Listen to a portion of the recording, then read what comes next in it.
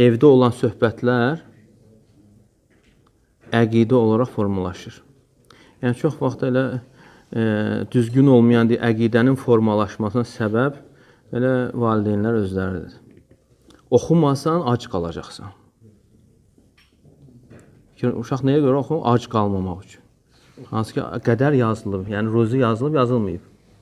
Belə sözlər var, yoxsa yox? Yəni, problemlər görsən, düzgün olmayan şeylər deyilir və uşaqda əqidə olaraq formalaşır.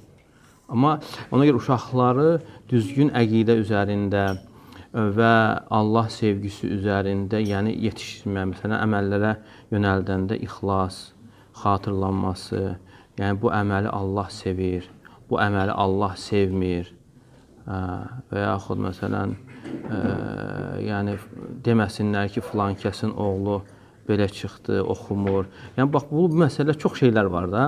Yəni, problem, yəni birinci insanın özünə qayıdır ki, özü düzgün bilmir məsələləri və yanaşması da düzgün olmur. Ona görə və düzgün olmayan əqidə formalaşır. Ona görə öyrədilməlidir. Öyrədilərsə, bəzən insan elə bilir ki, o uşağı hopmur da, hopur.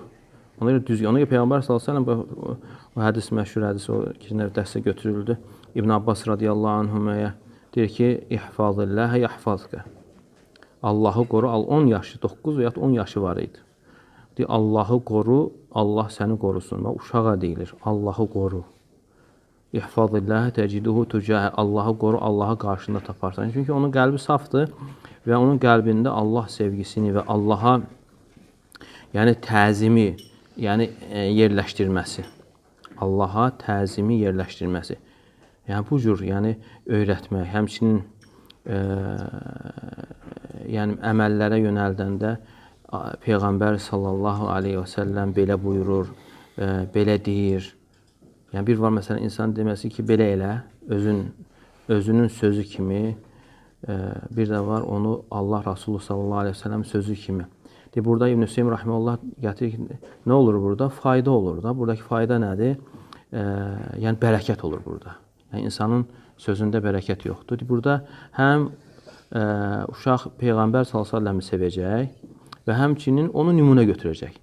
Deyəndə ki, bunu Allah Rasulü s.ə.v belə buyurub, belə edib, uşaqda sevgi yaranır və onu nümunə götürməyə çalışır. Amma bir də var ki, insanın özünün sözü kimi dediyi zaman, onda görürsən ki, o bərəkət də olmur. Yəni, bunlar tədricən uşaqda yaranan əqidədir. Yəni, insan elə bilir ki, yox, heç nə olmur. Bu deyilən sözlər, bəzən uşaqları qoyur. Yəni, çox şeylər ola bilər. İnsan özdə belə yoxlaya bilər, analiz edə bilər. Bu söz düzgün deyil.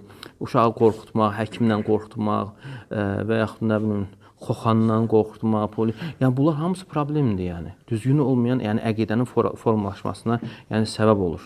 Çox şeylər, indi mən xatırlamıram, amma sən özü qarşı sözlər eşidəndə deyirsən ki, bu düzgün. Və yaxud uşağı yəni müqayisə eləmək, məsələn, qardaşın səndən yaxşıdır, yəni o daha yaxşı oxuyur. Və bu müqayisələr özü düzgün müqayisələr sayılmır.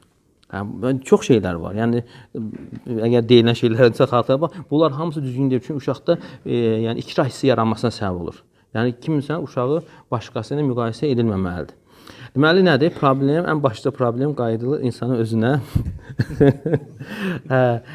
Əsas duadır, ən birincisi duadır. Valideyn duası evlad barəsində qabuldur. Yəni, daima dua etməz. Çünki Allahın yardımı olmasa yəni, mümkün deyil. Yalvarması daima və həmçinin ondan sonra da bunlar öyrədilməsi. Gündəlik olarsa, ayələr, hədislər oxunarsa, tədricən o götürəcək. Uşaqda əqidənin formalaşmasına səbəb olacaq. Yəni, bəlkə insan deyir ki, bu danışmalıq, eşitdə, heç nə yoxdur ortada.